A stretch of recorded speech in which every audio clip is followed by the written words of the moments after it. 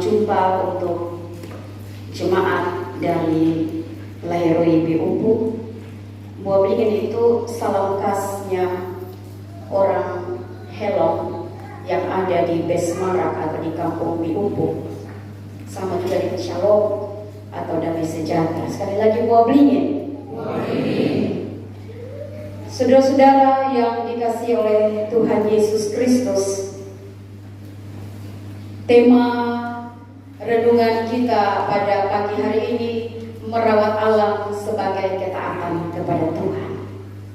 Saudara-saudara yang terkasih, ada berbagai cerita tentang bagaimana kita manusia mencari, memanfaatkan dan merawat air.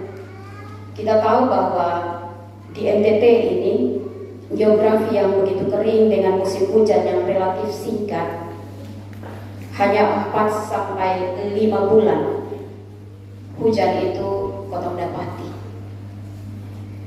Cerita-cerita itu dijadikan pelajaran berharga bagi kita, bahwa kita harus menghargai air tanah atau air bumi atau air yang turun dari langit. Kotong harus menghargai itu, karena kotong hanya dapat air dalam 1 tahun itu kalau turun dari atas langit, dia hanya 4 sampai 5 bulan saja.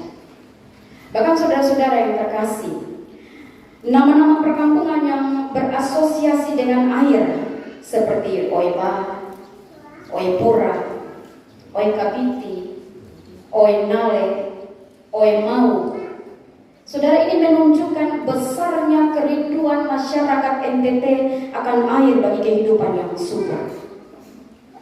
Pentingnya air sebagai kebutuhan pokok, saudara, ini ditunjukkan dengan praktik gotong royong masyarakat untuk tetap menjaga kelestarian sumber air atau untuk mencari sumber air secara bersama-sama, seperti kita bergotong royong menggali sumur dan menjadikan sumur sebagai aset bersama yang dirawat dan dipelihara.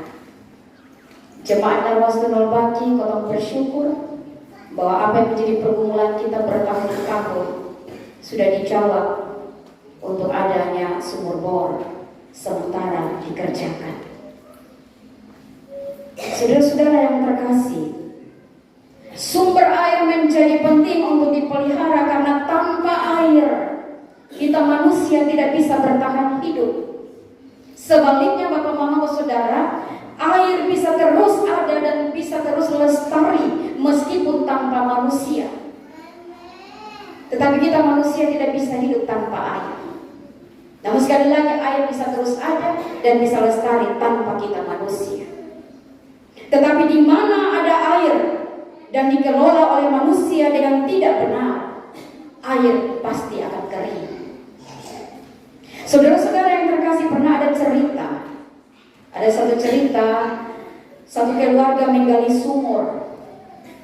Di awal kegiatan menggali, keluarga itu berjanji, kalau kami mendapatkan air, sumur itu akan dipakai bersama para tetangga. Jadi para tetangga ikut membantu pekerjaan menggali. Betapapun ongkos bagi petugas menggali sepenuhnya ditanggung oleh pemilik sumur. Dan saudara yang terkasih, mereka mendapatkan air. Selama tahun pertama, tetangga-tetangga ikut mengambil air untuk kebutuhan mereka dari sumur itu. Tetapi memasuki tahun kedua, pemilik sumur melarang tetangga untuk tidak lagi menggunakan air dari sumur itu. Dan saudara, para tetangga menyadari hal itu dan mereka undur secara sopan. Tetapi naasnya, sumur itu justru kering. Padahal saudara, tahun pertama airnya sangat menjanjikan. Kekasih-kekasih Tuhan, menghadapi kasus ini sebagai orang Timor, dibuatlah naketi. Ditemukan bahwa sumur itu kering karena pemiliknya tidak mau berbagi air dengan tetangga. Setelah doa pengakuan dosa, dan para tetangga dipersilakan untuk ikut menikmati air sumur, air dari sumur itu kembali meluap. Saudara-saudara yang terkasih, percaya atau tidak percaya, itu yang terjadi. Air ternyata juga memiliki perasaan. Air tidak untuk dikuasai sendiri, tetapi untuk dibagi-bagikan.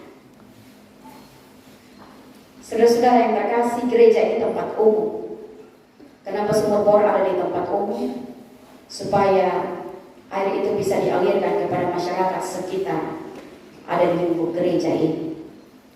Jadi kalau sumur sudah jadi, kotong sebagai pengelola, kotong ada bersama-sama, duduk baik-baik dan bicara, supaya jangan hanya satu oknum, satu keluarga atau di gereja saja yang menguasai itu. Biasanya kalau untuk mau mendapatkan bantuan itu, kotong berkumpul bersama-sama, kotong omong tuh yang muluk-muluk. Oh, soalnya nanti kotong omong duduk sama-sama.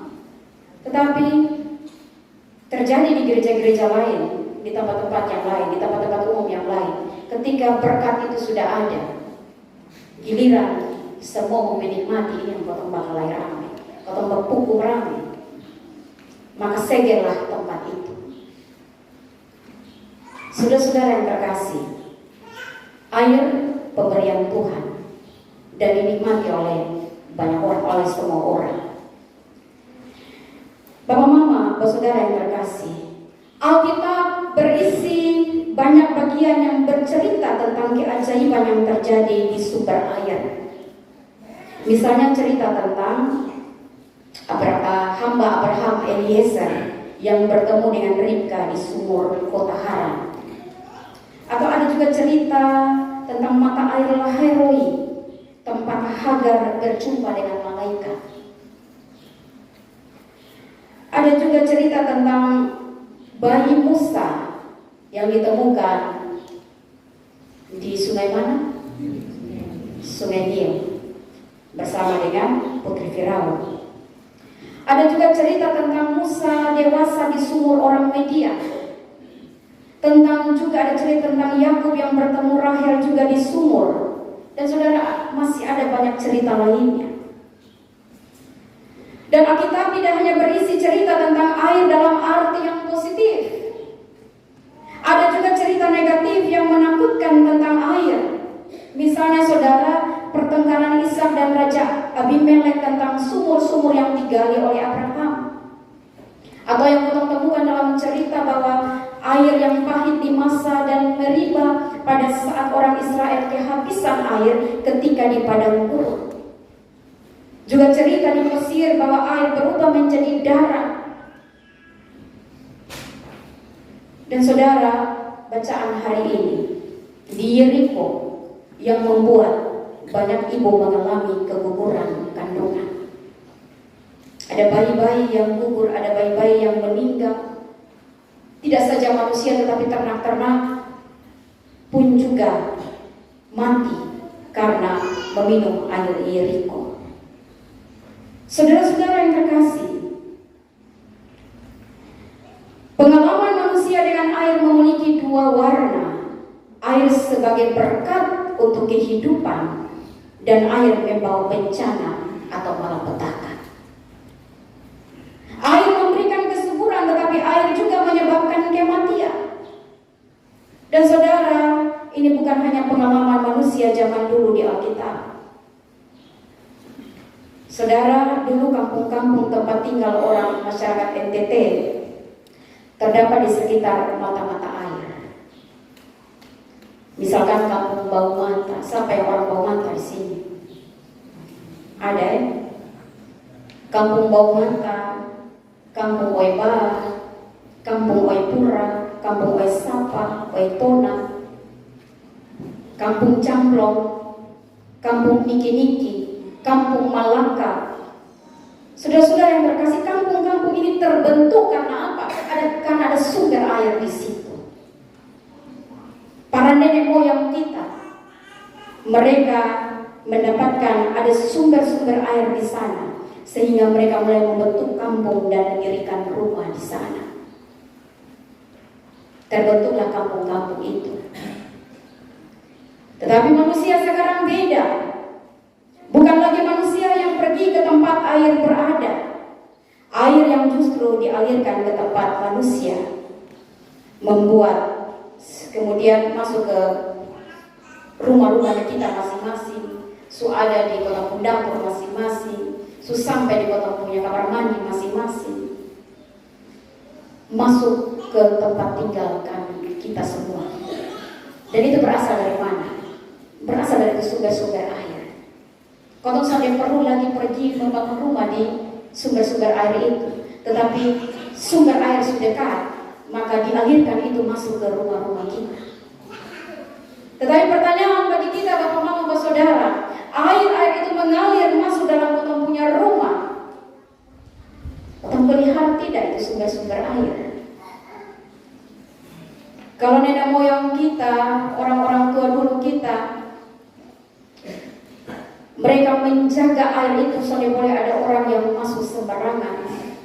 Tidak boleh ada orang yang sembarang-sembarang potong pohon-pohon.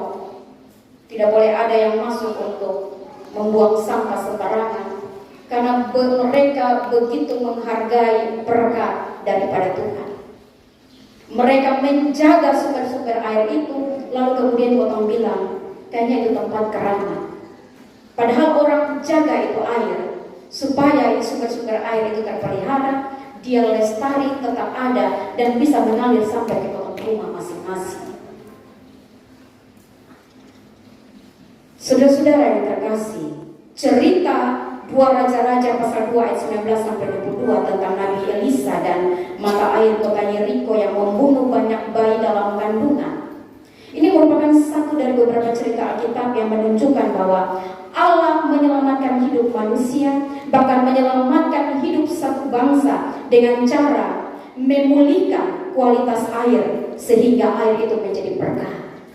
Bukan lagi menjadi kutuk kematian, tetapi menjadi berkat, menjadi hidup bagi bangsa itu. Saudara-saudara yang terkasih, selain menyembuhkan air di Yeriko, Tuhan juga melalui Musa menyembuhkan air di Masa dan Meriba. Di Masa dan Meriba, bacaan mengatakan bahwa air itu pahit, kemudian diubah menjadi tawar, sehingga orang Israel bisa minum dan kembali segar. Saudara yang terkasih, 2 cerita ini merupakan cerita tentang kejadian yang mengandung mujizat. Allah memerintah Musa dan Elisa untuk memperbaiki kualitas air. Dan ada bahan baku yang dipakai Musa dan Elisa untuk melakukan mujizat. Elisa menggunakan pinggan batu dan garam. Musa menggunakan akar sebuah pohon. Saudara yang terkasih, dari sini kita bisa belajar berefleksi bahwa Tuhan punya banyak cara untuk mengubah atau menyembuhkan kehidupan dunia dari yang rusak atau dari yang sakit menjadi sehat dan sembuh, dipulihkan. Saudara-saudara yang terkasih, yang menarik mari kita lihat sama-sama. Dalam bacaan ayat 21 bilang, kemudian pergilah ia ke mata air dan melemparkan garam ke dalam serta berkata, beginilah firman Tuhan, telah kusehatkan air ini, maka tidak akan terjadi lagi olehnya kematian atau keguguran bayi. Saudara-saudara yang terkasih, ini mengandung makna bahwa Tuhan mau memakai manusia untuk menyembuhkan segala keadaan yang rusak atau yang sakit. Tuhan memakai elemen-elemen yang ada di sekitar kita untuk memulihkan air Yeriko ini. Saudara-saudara, saya tidak tahu garam itu mengandung khasiat apa, tetapi yang tahu nanti orang biologi dong yang meneliti itu, dia mengandung khasiat apa. Tetapi yang perlu kita lihat di sini bahwa karena perkataan, garam hanyalah elemen yang dipakai, disiramkan masuk dalam air Yeriko, lalu perkataan firman Tuhan itu yang menyehatkan air ini. Kadang-kadang kalau potong salah kaprah, memang mungkin dalam garam itu ada khasiatnya. Tetapi jangan juga kemudian kotong jadikan garam sebagai berhala, lalu kotong salah kaprah. Apa sedikit buang garam, apa sedikit siram garam. Barang mas hilang kotong siram garam. Garam ada mata kan? Kadang-kadang kotong pakai itu, ada juga yang orang bilang rendam kaki pakai air garam. Kotong sempat dia kasihan apa? Tetapi saudara-saudara yang terkasih, ini elemen-elemen yang Tuhan pakai di sekitar kita. Tetapi jangan kau hanya pakai garam langsung berdoa. Sudah intinya buang-buang garam saja kau setan yang datang. Tapi kau lupa untuk berdoa. Kadang-kadang kau pakai apa-apa yang ada di sekitar kita itu baik. Tetapi jangan lupa untuk Elisa ini dia memperkatakan firman Tuhan. Tuhan bilang pakai pinggan dan garam dan lemparkan itu ke dalam air Yeriko, tetapi ada perkataan berkat yang disampaikan. Jadi potong salah kaprah kalau misalnya hanya garam saja potong pakai. Siram garam keliling potong rumah supaya ular jangan datang. Sampai tak ular di sini. Potong siram garam keliling rumah, bahkan potong taruh di muka pintu. Jangan deh, tadi ada orang datang bertamu deh, kayaknya dia itu suami. Jadi potong siram garam di muka pintu memang dia no ya memang sudah. Tetapi kau lupa untuk berdoa. Kau lupa memperkatakan perkataan-perkataan berkat. Kau lupa tentang perkataan Tuhan, janji-janji Tuhan yang mengandung berkat, yang mengandung kehidupan. Bapak Mama, saudara yang dikasihi oleh Tuhan Yesus Kristus. Elemen-elemen bahkan saudara dan saya Tuhan pakai, Tuhan ciptakan untuk memperbaiki dunia. Tuhan hadirkan kotong dan hadirkan segala sesuatu elemen-elemen yang ada di sekitar kita untuk menghadirkan keselamatan dan membawa perubahan ke arah keselamatan. Tuhan menggunakan apa yang kita miliki untuk mengubah, membaharui atau memulihkan kehidupan masyarakat.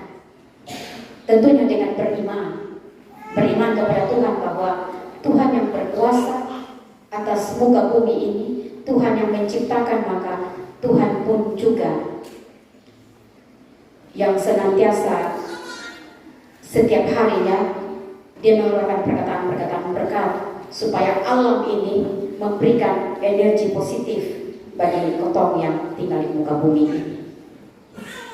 Bapak Mama, saudara yang terkasih, bahkan teknologi dan kecakapan insani itu Tuhan hadirkan untuk merawat dan menyelamatkan air dari elemen-elemen yang menghancurkan hidup. Saudara, nilai ini juga ada hubungannya dengan tugas merawat dan melestarikan alam dan lingkungan hidup. Tuhan memang menggunakan pengetahuan, Tuhan menggunakan kecakapan, Tuhan menggunakan kehidupan kita untuk kita ikut menyelamatkan air, ikut menyelamatkan udara, ikut menyelamatkan tanah kita, ikut menyelamatkan potong punya hutan ataupun pohon-pohon, gunung dan juga binatang, flora dan fauna. Jadi itu yang tadi saya bilang, sekarang air sudah sampai di potong bumi. Kamar tidur juga sudah ada air. Potong punya dapur-dapur sudah ada air. Tetapi itu semua berasal dari gunung, dari tanah. Mari potong pelihara itu sumber-sumber air. Makanya kenapa Sinode mencanangkan potong harus tanam air. Musim hujan kalau datang, potong harus buat jebakan-jebakan air supaya potong menabung air, potong tampung air sehingga tanah selalu tersedia air. Bukan potong hanya mau pakai saja, tetapi mari potong merawat dan melestarikan. Bapak Mama, saudara yang terkasih, cerita dalam 2 Raja-Raja 2 ayat 19-22 menjadi bagian dari cara Tuhan menunjukkan 2 hal. Yang pertama, Tuhan adalah penguasa atas tanah, air, batu, dan udara. Sikap memelihara, merawat, dan ramah yang manusia tunjukkan terhadap benda-benda ini adalah bukti dan sikap hormat dan percaya kepada Tuhan. Mari kita merawat dengan cara apa? Jangan potong buang sampah sembarangan, sampah-sampah plastik. Potong suka kumpul, taruh di plastik, lalu nanti pas jalan di kantor, atau jalan di sekolah, atau tinggal lego buang di jembatan situ. Buatlah lubang di tempat rumah masing-masing, gali lubang supaya sampah-sampah itu bisa kotong amankan sendiri. Jangan kotong kemas di karung, kemas di kantong plastik, lalu buang di kali. Pada akhirnya kotong punya air tercemar dengan segala sampah-sampah. Mari kotong merawat, melestarikan air yang dari air itu masuklah sampai ke rumah. Kalau misalnya kotong membuang sampah sembarangan, maka kotong akan kesulitan air. Bapak Mama, saudara yang terkasih, di jemaat Besna Klasis Amanubat Timur, salah satu pergumulan yang sangat serius adalah kebutuhan akan air. Pada musim panas, air minum harus dibeli 60 liter, itu depo harga 10.000. Nah, orang hanya bekerja untuk dapat uang hanya untuk beli air saja. 60 liter 10.000.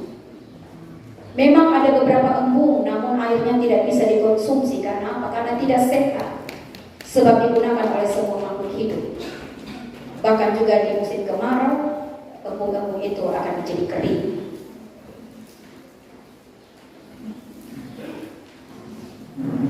Bapak Mama, saudara yang dikasihi oleh Tuhan Yesus Kristus, itu yang pertama. Yang kedua atau yang terakhir,